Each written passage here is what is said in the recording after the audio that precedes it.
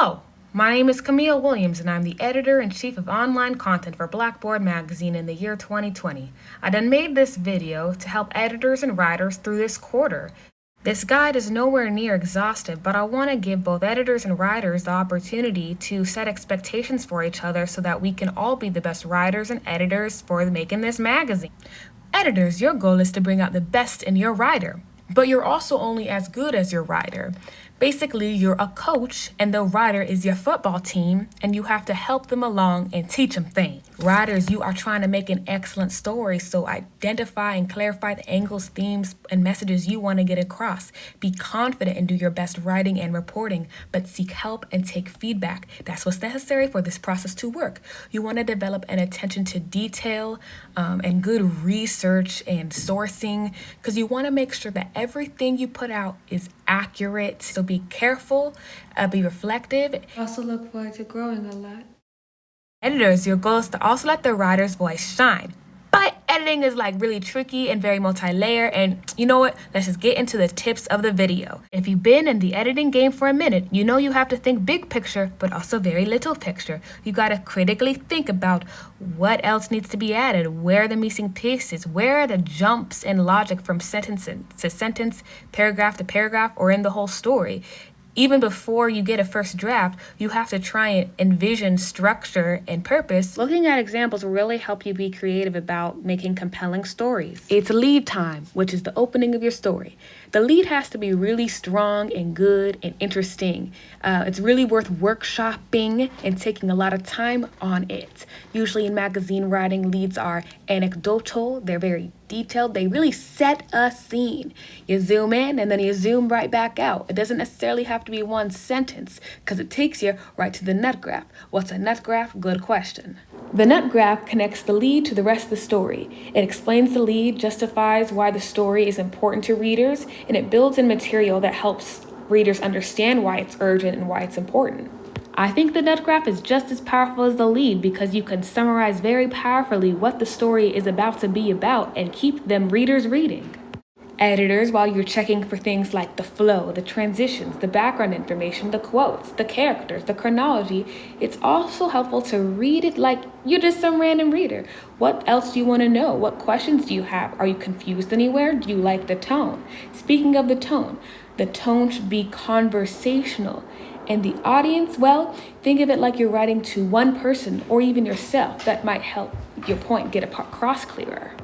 It is now time for the grammar portion, which is really at the heart of a lot of editing. It's about decluttering, Marie Kondo style, but even more aggressive. Your enemies are cliches and bulky phrases, extra words, extra prepositions, passive voice. Long words that could be shorter, like why would you say assistance when you could just say help? Why would you say a lot of things when you could say things shorter? According to the author of On Writing Well, you can cut 50% of any first draft without losing any information. I believe this, but I'm still bad at it.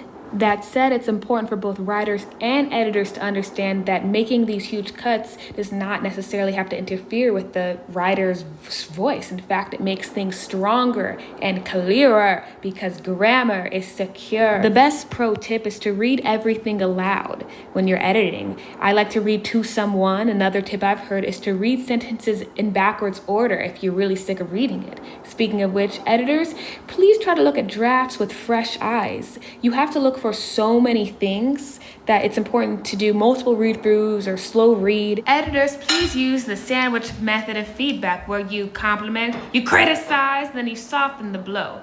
Make sure your writer understands the feedback, but trust your intuition. Lean on the heavy-handed side and hold yourself and your writer accountable for mistakes.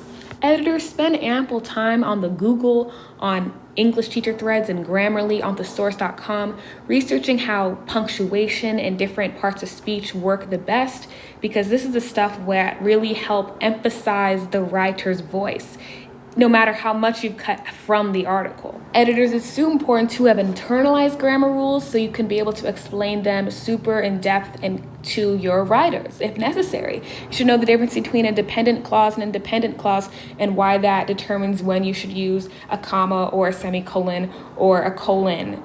You should definitely know the difference between which and that, and how commas work differently with different conjunctions, and how a semicolon only works for independent clauses, but it joins related thoughts, versus how an em dash interrupts a thought. By the way, an em dash is super underrated. It can be super powerful way to make an aside that's funny or emphasize an exception when you're trying to craft an argument. A parentheses also could be used a little bit more. They're used to clarify a detail or elaborate on like a thought, like a side note. I think they're also underrated, especially in personal essays. What you want to do is try to up the variety of punctuation so it looks more nice to read and say aloud. Colons are also something that can be used very powerfully to emphasize or introduce or summarize or surprise either a bunch of things on a list or just one thing. And then periods can also be used as super short phrases to really emphasize something. And you want to use all of these in place of any sense of italics or bold or capitalization or slashes or asterisks. But is better than however. However is best used when you already started the sentence instead of the beginning or the end. You want to discard English paper shit like furthermore, moreover, therefore, thus, because is the best way to say anything causal. And that's on that. 90% of the time this is true, including for English papers, but especially for magazine writing. Saying X happened is better than saying what happened was this, or it is interesting that, or yiri yira boom, because action verbs are better than saying is or was, there is this, or is or was verbed. Saying a dinosaur ate me is better than saying I was eaten by a dinosaur most of the time, unless you want to do I was eaten by a dinosaur. Why? Because we're prioritizing space and clarity in magazines, and these things go hand in hand. Writers, you may hate your piece by the end of its editing process. You might disagree or get frustrated with your editor's decisions, or know all the writing tips and still make the mistakes 20 times. You might feel like you're spending too long on a single sentence or graph, or question the entire framing or sources or ideas you have for your article, get writer's block, or struggle to translate your ideas into words. But your editor is trying to make the best article possible just like you, so take their feedback to heart. It is not personal. Trust your instinct and still be confident, because none of your questions are stupid. Sit down and ask to talk things out more. Don't be afraid to demand more time, resources from your editor or from me, because this is a partnership, not whatever the opposite of a partnership is. Lastly, everyone be transparent about your ability to meet deadlines, because deadlines are important, but we can't always meet them. And that's okay.